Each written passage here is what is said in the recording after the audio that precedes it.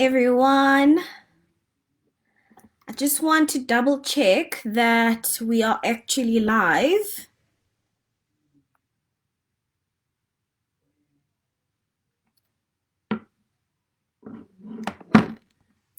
Okay, hi everyone. Welcome to the live today.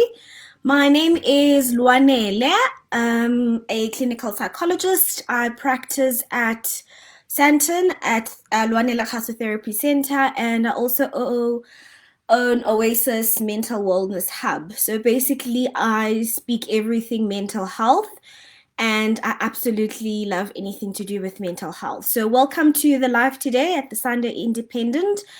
And today, I wanted to talk about how we can maintain our mental health during this lockdown period. So, if you've got any questions, any comments, just type them.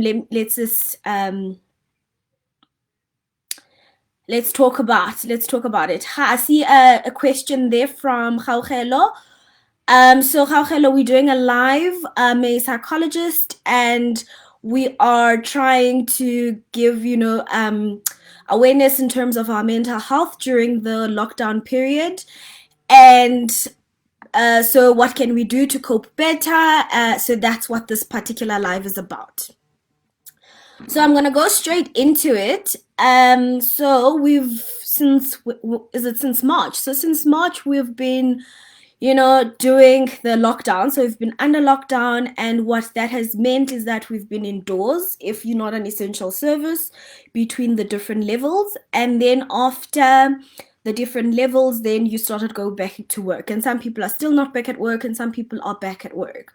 So what that has meant is that it's changed our lives drastically. So, if you're a person who could go out, you can't go out anymore. If you're a person who, liked going to your friends and socializing, you can't do that anymore. So our lives have changed. They've changed quite drastically, and it's affected all of us. It's affected everyone in terms of the amount of people you have around you, but the amount of things that you're able to do, and it's unsettled us. So then what do we do about all of these things? So, but I guess the important thing to start with is, why have we started feeling the things that we felt, and what are the things that we probably are feeling at this particular time? So if we, which we have, so we've gone through a lot of disturbances in terms of our schedules and our routines. So we felt really much out of control. And I think with anyone that would be out of control, or out of your routine, or out of your settled particular space, you start feeling a lot of anxiety. And, feeling that particular anxiety affects us quite a lot. So it's the anxiety of, I can't do the things that I usually want to do. It's the anxiety of, I don't have control over my life and what I can do with my life. And I think we take this very much for granted, and it actually means a lot to us. It means a lot to us to go out when we want to go out, to go to the shops when we want to go to the shops, when see people when we want to see people. We don't generally, as people, like being told what to do and what not to do. And when we are told what to do and what not to do, it unsettles us, and it puts us in a very anxious space. I think also, it depends on your background as well. But if you've gone through a lot of things in your life where things have happened to you and you've felt quite helpless, you've generally tend, as an adult, you tend to be quite controlling and wanting things to happen in a particular way. So having to go through this lockdown period where we actually have no control, where we actually don't know what's happening, when we don't know how to control the things, or the basic things that we want to do, when to go to the shops, what we can buy at the shops, it really does unsettle us. So it's anxiety that we're starting to feel. It's panic that we've also started to feel. So we're panicking because we don't understand the virus. I think now we're at a better place where we understand the virus than we did before. But most of the time, there's a lot of information that comes. There's a lot of contradicting information that's coming.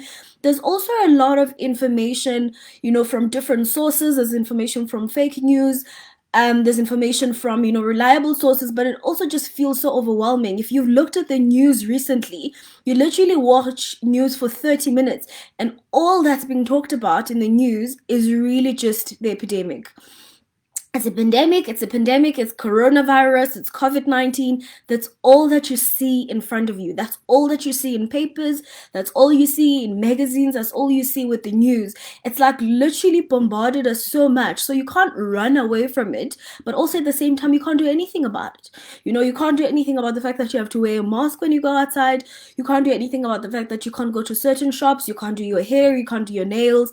All of these things that would, somewhat make us feel a little bit better are things that we can't do now because of the space that we're in. So it makes sense that we're feeling anxious. It makes sense that we're feeling that we're panicking. We're also perceiving the threat, because that's what coronavirus is. It's a threat to our lives. It's a threat to our well-being. It's a threat to our self-care. Whereas where you would want to go to a spa every other day or every other week or once a month or whatever it is, you can't do that anymore. So our idea of what self-care is has changed drastically. So if you're a person who likes to pamper yourself, the only pampering of yourself that you can do is inside the house. So there's a lot of panic in terms of that.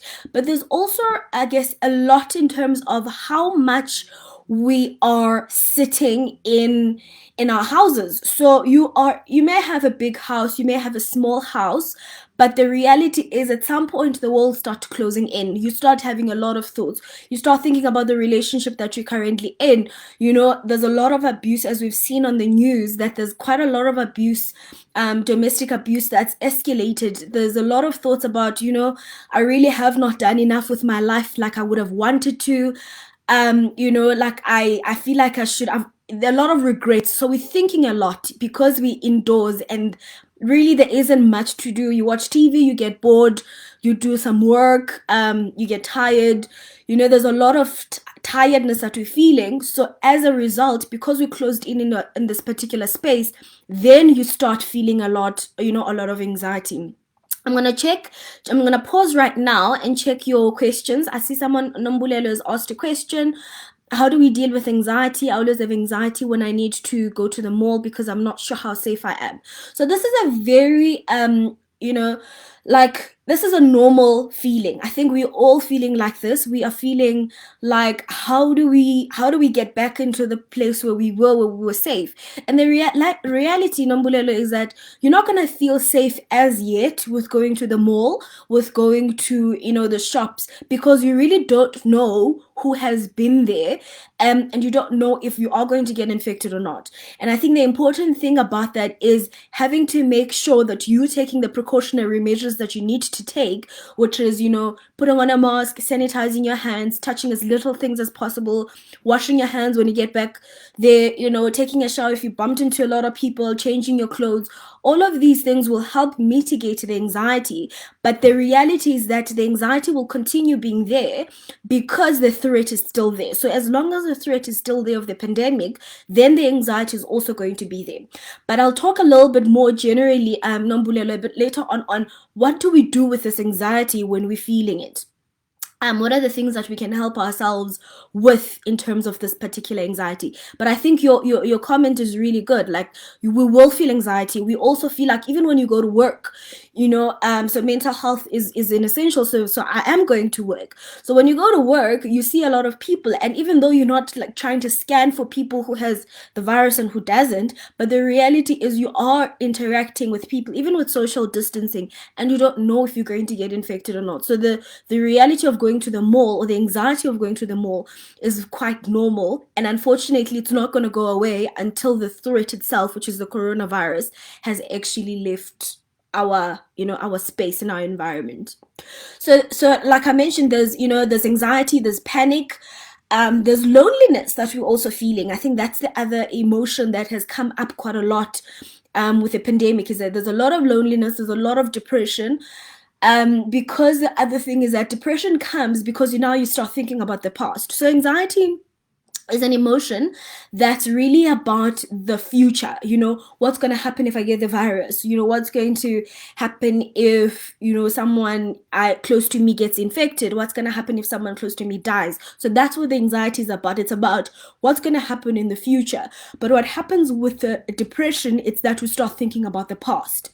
So thinking about the past is, what happened to me in the childhood, what's happening to me at work, what's happening to me because financially I'm not in a good space. I got a pay cut, my family is not in a good space. All of these things, we're fighting more because you're in the same particular space anymore. I'm remembering things from my past that I actually didn't think about all this time because now I have the capacity and my mind is wandering, and it's even going to the places where I have suppressed emotion. So a lot of these things we're going to start thinking about. And then anger can be the other emotion that will kind of like surface from this. It's the anger of being repressed, anger of being repressed by the regulations that have come up. You can't do this, you can't do that. So you can get quite irritated and frustrated at the things that you can't do anymore. So anger may be one of the emotions that will come up because of the lockdown.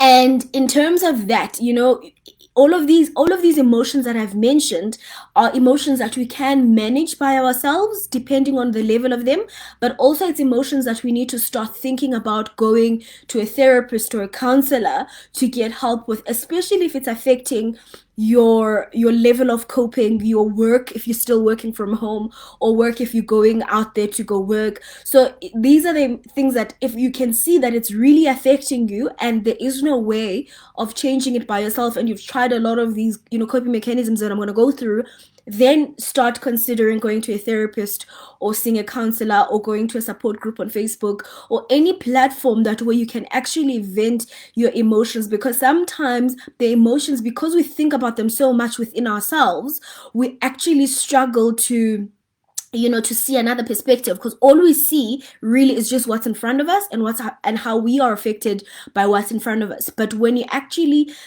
start talking to other people, then you start seeing a different perspective into how you can see yourself and how you can see your situation. So like I said, I'll go through a few coping mechanisms on what can you do in terms of the anxiety.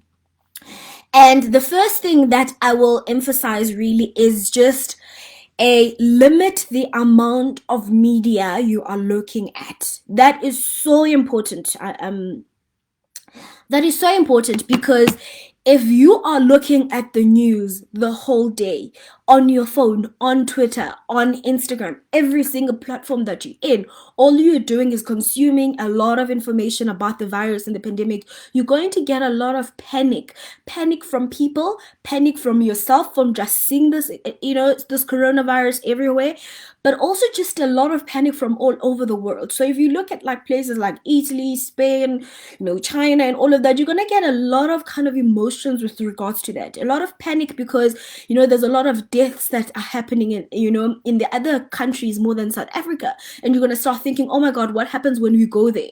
You're looking at the panic of, schools have gone back to, the children have gone back to school and they've got all of these nice machines, and South Africa is probably not going to be able to have all of those machines. How are we going to handle this? So you get a lot of anxiety and a lot of panic and a lot of just emotions and being overwhelmed because of looking too much into the media. So it's important to know the information. So get the information you need, understand the virus according to the information that's been put out there, but also at the same time, limit it. Don't be looking at all the deaths and trying to check how many deaths are there today, because what that's going to do is overwhelm you quite a lot. So that's a very important one. Limit the media that you're looking at and the news that you're exposed to.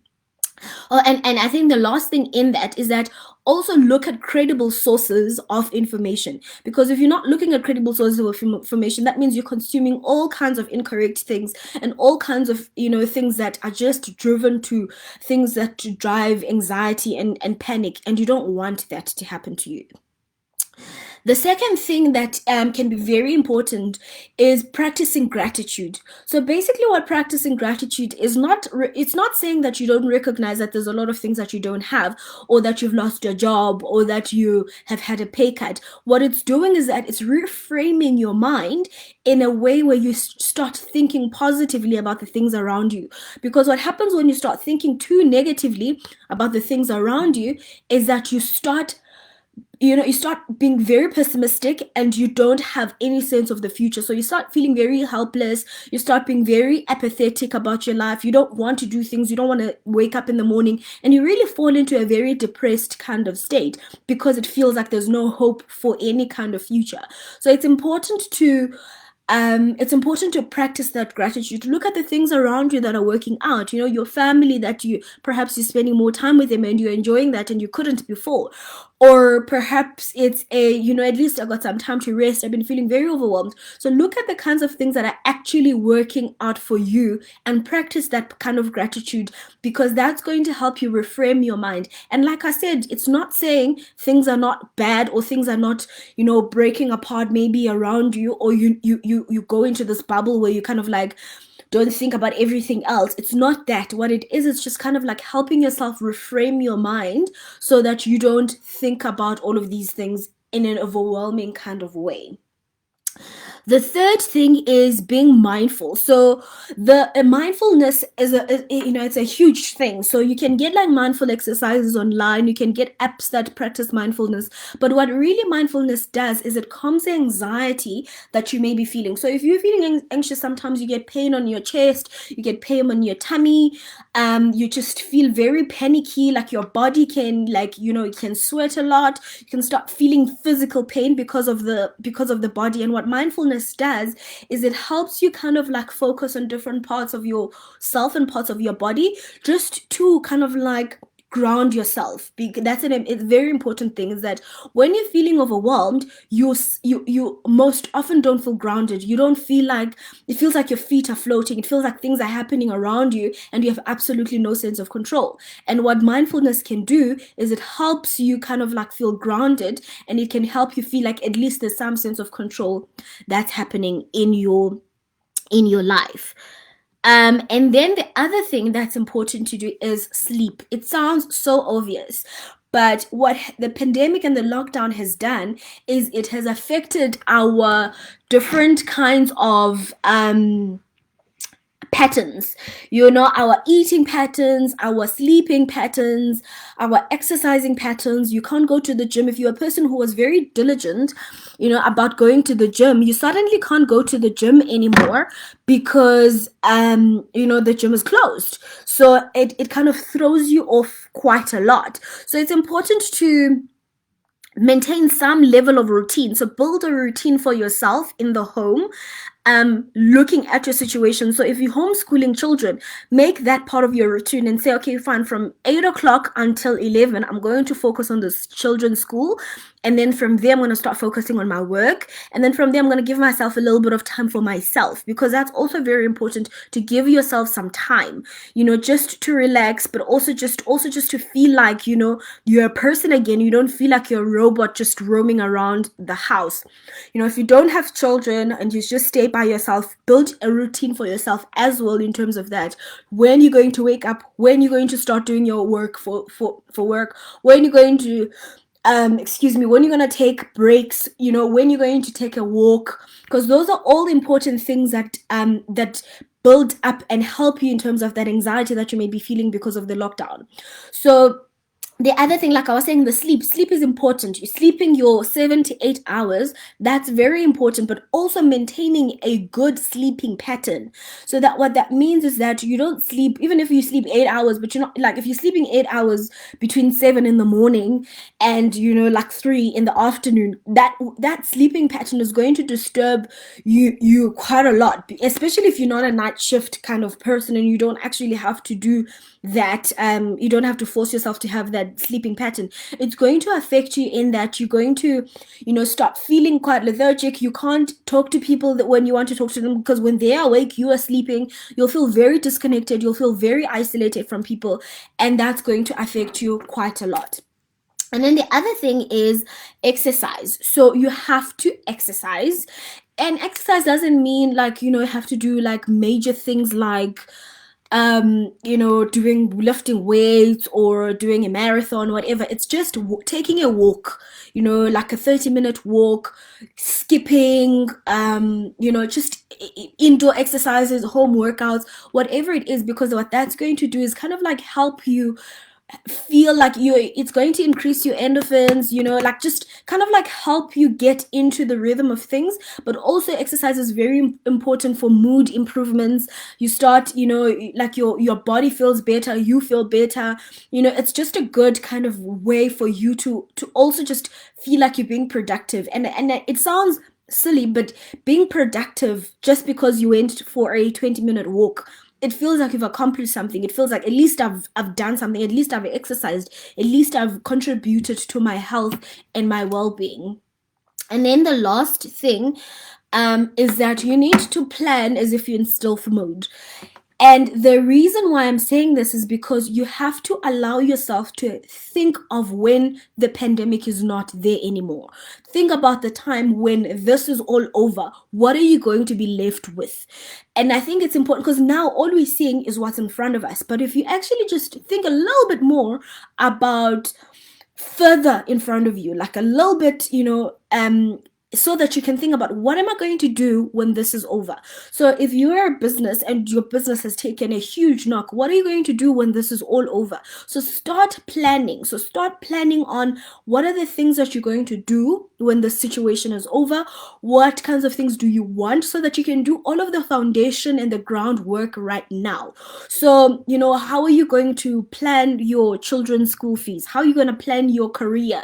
How are you going to plan your financial state, which has now been absolutely destroyed by what the pandemic has done? So think about all of those things as if there is a tomorrow. And that's so important, because right now, most people are thinking about things as if there's no tomorrow, that the only existence is right now and what's happening at the particular moment. What's happening in the particular moment is really tough. It's really hard, but you also have to allow yourself to see beyond this moment. And when you do that, you'll see that your mind kind of like refrains a little bit from the kind of perceptions that you have, the thoughts that you have. You start feeling motivational. You start even thinking about ideas of what you can start doing right now for the future. So consider some of those things, because it's so important.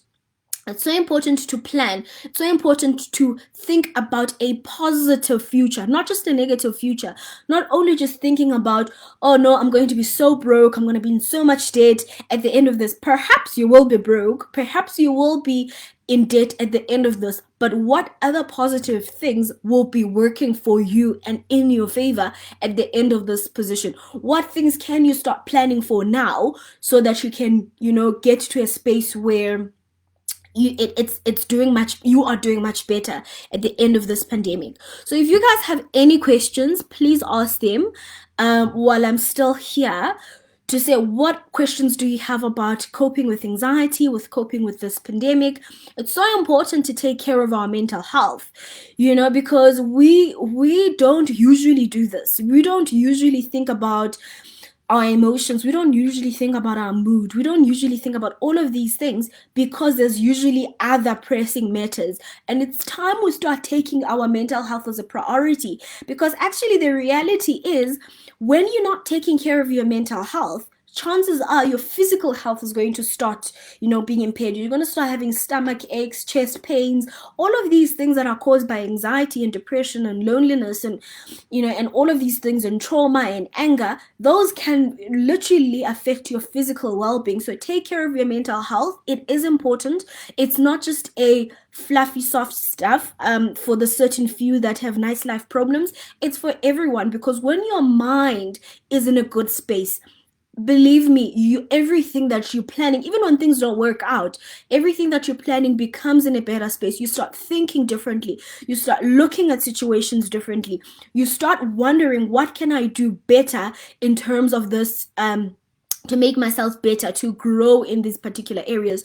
So don't only just think of your physical well-being and other kinds of, well-being or financial well-being. Also think about your mental well-being, because you need yourself to work so that you can financially be okay. You need yourself to be okay so that you can actually go to the gym and take care of your physical health. You need yourself to be okay so that you can make sure that your career is going okay. So you need to take care of yourself so much, because you are important in all aspects of your life. So if you want other aspects of your life to be working well, you also need to be taking care of who you are and what you're looking like, and your mental and your mind space. I don't see any other questions. So I'm going to just leave it for a few seconds, and then if there aren't any other questions, then we're going to end the live.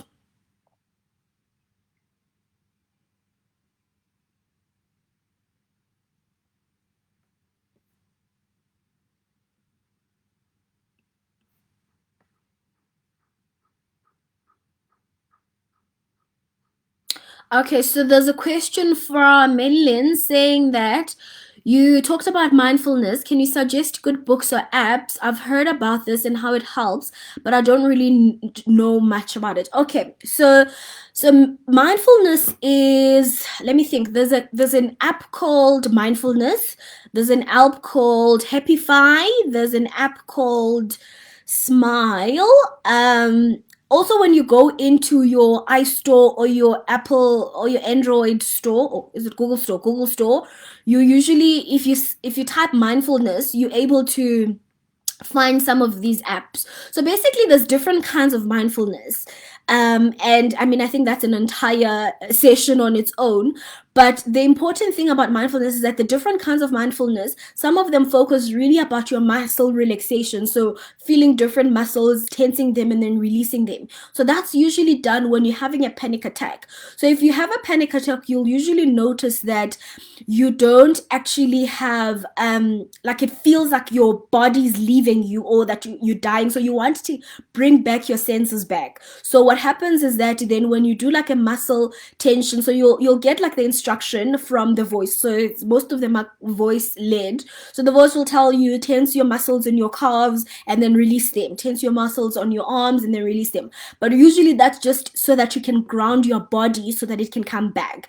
If it's for anxiety, just generally about what's been happening, the mindfulness that can help is the kind where you start thinking about what kind of space am I in and what's going to help me release from that particular space. So you will find the app, it will take you through like different kinds of workbooks or different kinds of sections. It depends on the different kinds of apps. Some apps are video and audio based, and some apps are just book, they like a reading and workbook kind of style. So basically it will help you start thinking about what is it about this particular time is actually making you feel anxious. So then you start getting to that explorative space about thinking about what is it about this lockdown, because the lockdown is affecting us in different ways because of the different kinds of people that we are. So perhaps you are struggling with the lockdown because you're struggling with being controlled and told what to do. And that's what the mindful exercises is going to help you with. Start thinking about what is it about you and specifically your life that the lockdown is affecting you. And for some people, the lockdown is affecting you because of financial situations. And in those situations, then you can do the exercises where it says, so what can you do about your situation now? Because there's certain things that you can't do and certain things that you can't change. And then from that particular point, then you'll do those you'll do those exercises. But it's usually quite easy to find the apps and the books and the workbooks. There's quite a lot of stuff online.